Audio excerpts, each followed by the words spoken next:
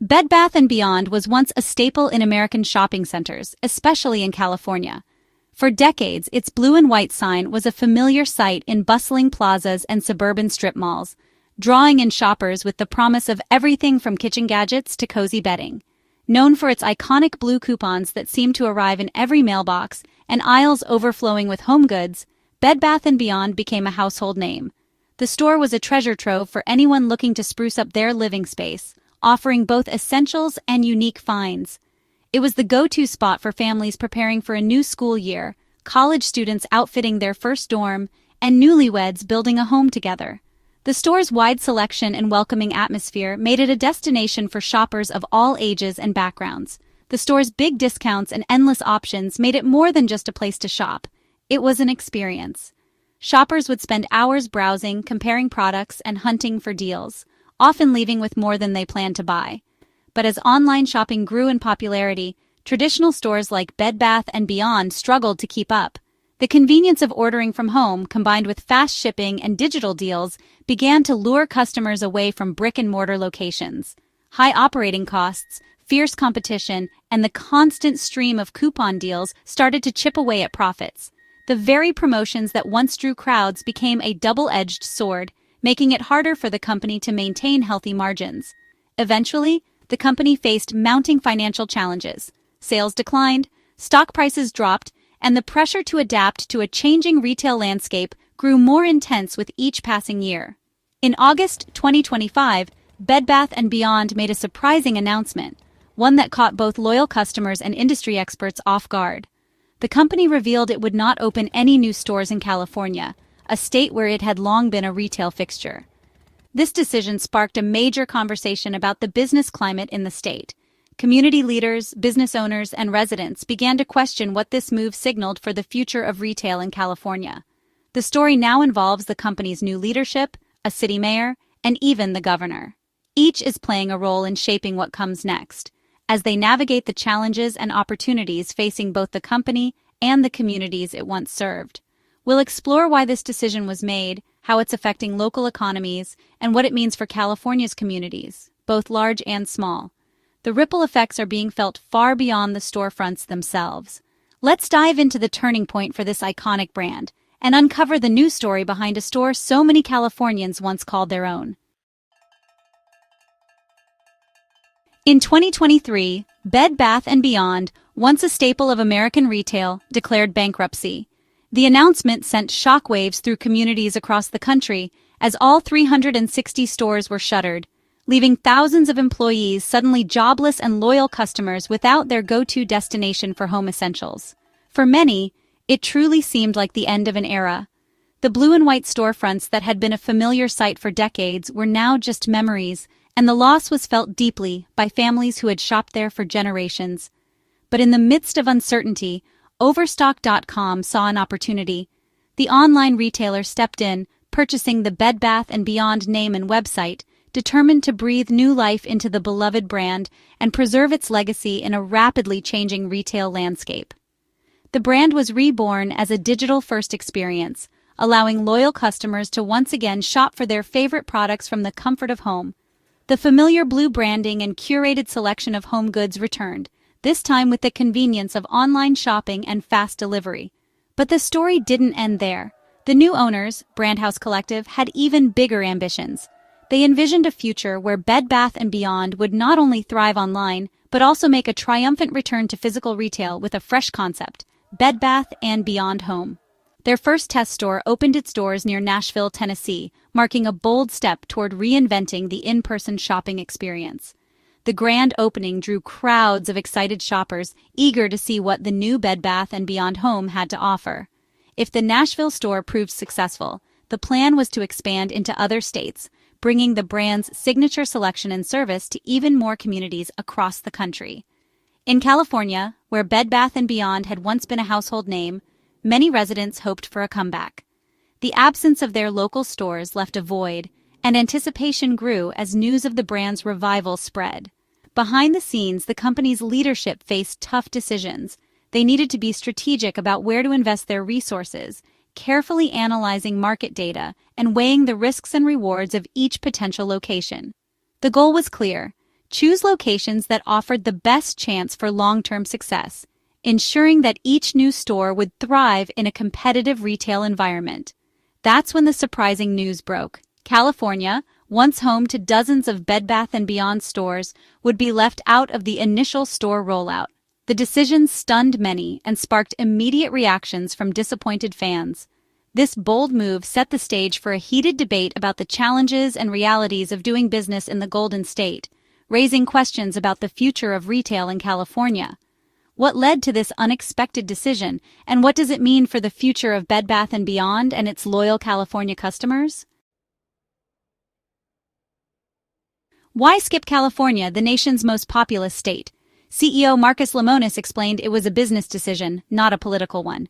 On August 21, 2025, he announced no new physical stores would open in California, only online sales. Lemonis called California overregulated, expensive, and risky for business.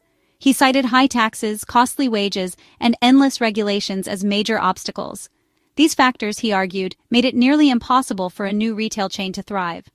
The company decided it was safer to serve Californians online, avoiding the high costs of brick-and-mortar stores. Lemonis said this approach would keep prices fair and the business sustainable. The announcement sent shockwaves through the business community. It was a clear message. For some companies, California's challenges outweigh its opportunities. The decision became a flashpoint in the debate over the state's business climate. Would other companies follow suit? The conversation was just beginning. Let's break down the CEO's concerns and see why this decision has sparked such a heated conversation in the business world. Lemonis pointed to California's dense web of regulations, from building codes to environmental rules. He described a landscape where every step of opening or running a business is met with new paperwork, compliance checks, and evolving standards. For many companies, this means hiring legal teams just to keep up, which can be overwhelming for smaller businesses. While these regulations are designed to protect people and the planet, Lemonis argued they often stifle business growth and innovation. He suggested that the sheer volume of rules can discourage entrepreneurs from even trying to set up shop, leading to empty storefronts and missed opportunities. High costs were another major issue: expensive real estate, utilities, and some of the nation's highest business taxes.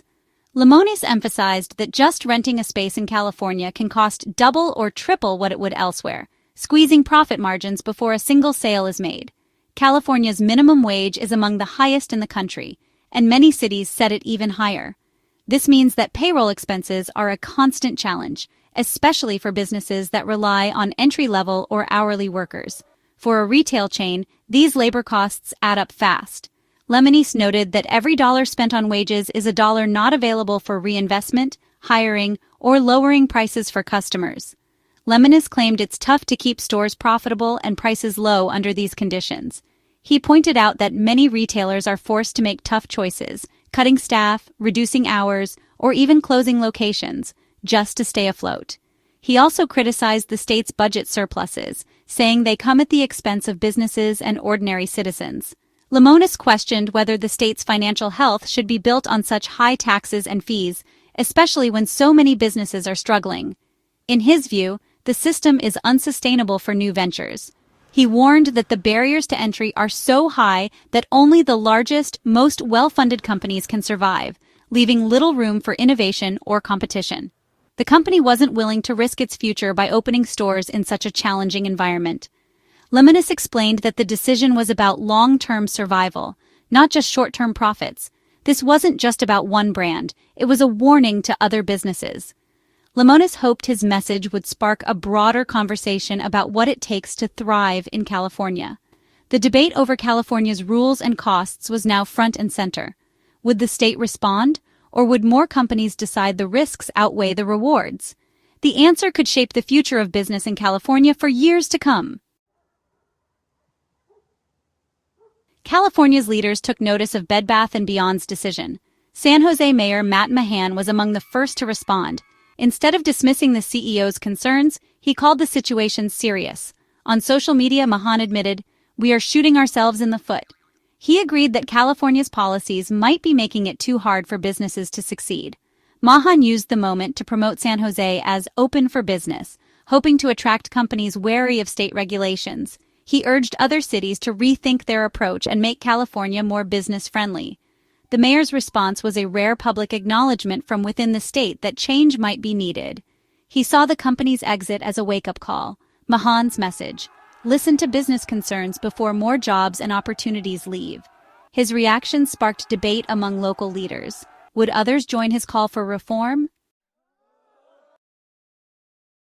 Governor Gavin Newsom had a very different take. Instead of concern, he fired back on social media, defending California's economic strength. Newsom highlighted the state's status as the world's fifth-largest economy and a leader in tech and innovation. He argued that California's high standards protect workers and the environment. From his view, companies unwilling to meet these standards simply aren't the right fit. Newsom's response showed a deep divide in how leaders view the state's business climate. The debate was now out in the open. The split between Mayor Mahan and Governor Newsom highlights California's core debate. Mahan sees business concerns as urgent warnings, fewer jobs, and a weaker economy if nothing changes. Newsom stands by the state's progressive model, arguing that high wages and strong protections are worth the cost. This is a classic clash: attract more businesses with fewer rules, or build a fairer society with higher standards. Both leaders want what's best for California, but their visions couldn't be more different. The Bed Bath & Beyond decision brought this debate to the forefront. Californians are left to decide which path to follow. The future of the state's economy hangs in the balance.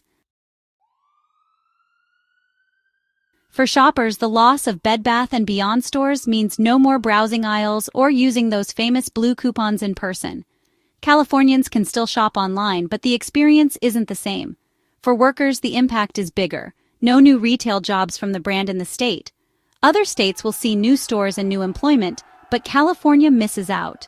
Local shopping centers lose a potential anchor tenant, which can hurt smaller businesses nearby. The decision ripples through communities, affecting more than just shoppers and employees. It's a reminder that business decisions shape local economies.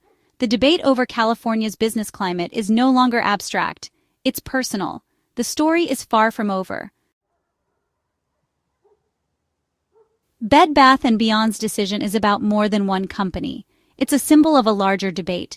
Some see California's rules as necessary protections, others see them as barriers to growth.